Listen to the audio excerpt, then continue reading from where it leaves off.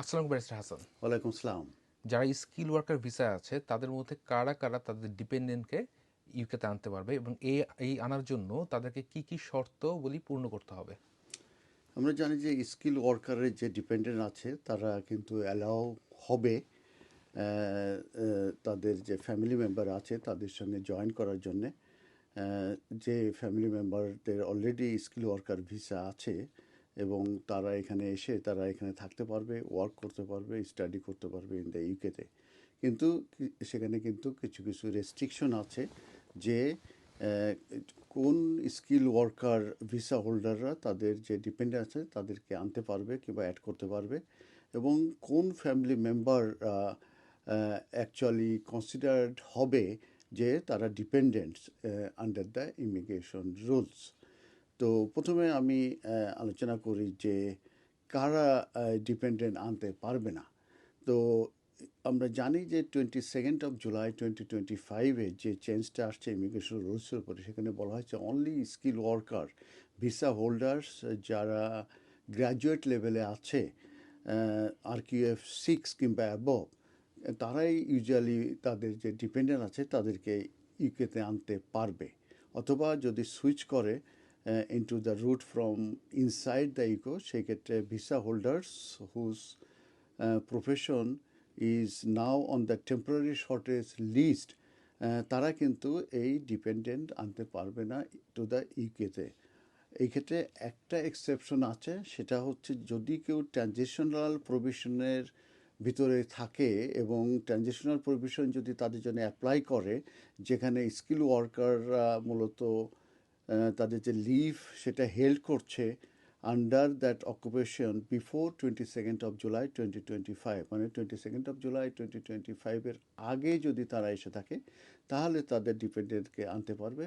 আর এর পরে আসতে গেলে তাদের যে লেভেল আছে সেটা 6+ অ্যাবভ হতে হবে ওই স্কিল ওয়ার্কার দেরকে, মেন অ্যাপ্লিকেন্ট যারা তাদেরকে।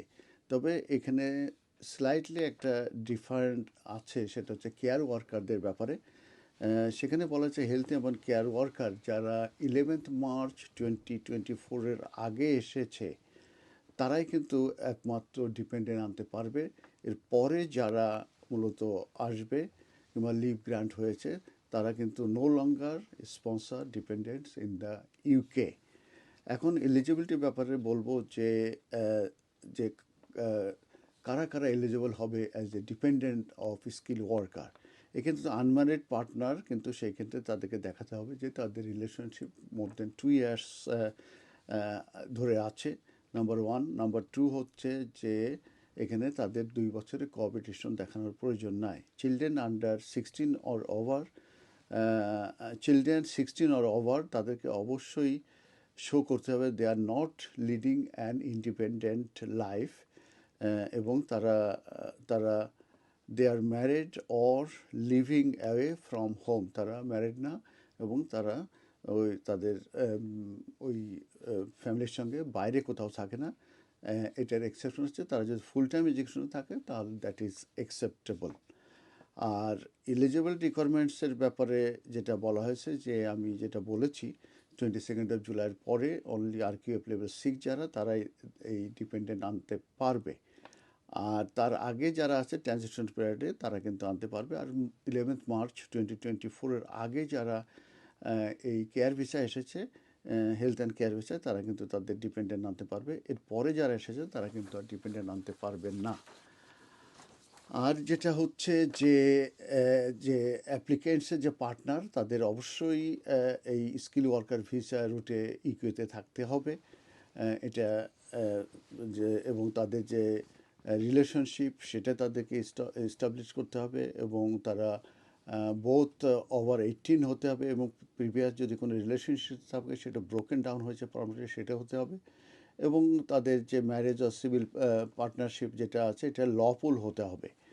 আর ফিনান্সিয়াল রিকোয়ারমেন্টসের ব্যাপারে যেটা বলা হচ্ছে যে যদি ফিনান্সিয়াল রিকোয়ারমেন্টস যেখানে অ্যাপ্লিকেন্ট অ্যাপ্লাই করবে ফর পারমিশন টু স্টে, মানে not entering the UK, in country যদি হয়ে থাকে সেই ক্ষেত্রে কিন্তু তাদের 12 মাস যদি তারা এই ইউকেতে থাকে সেই ক্ষেত্রে কিন্তু ফিনান্সিয়াল রিকোয়ারমেন্ট স্যাটিসফাই করার প্রয়োজন নাই।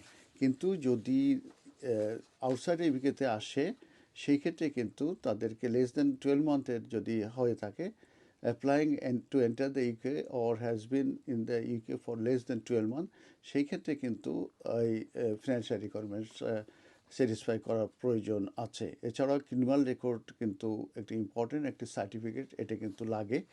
আর টিউবারকুলোসিস সার্টিফিকেট লাগে। আর সুইটেবিলিটি রিকোয়ারমেন্টের ব্যাপারে আছে যে ওভারস্টেইং, ইললিগাল এন্ট্রি কিংবা ব্রিচ অফ ভিসা কন্ডিশন হলে সেই ক্ষেত্রে কিন্তু সুইটেবল রিকোয়ারমেন্ট কিন্তু স্যাটিসফাই করতে পারবে না। ধন্যবাদ।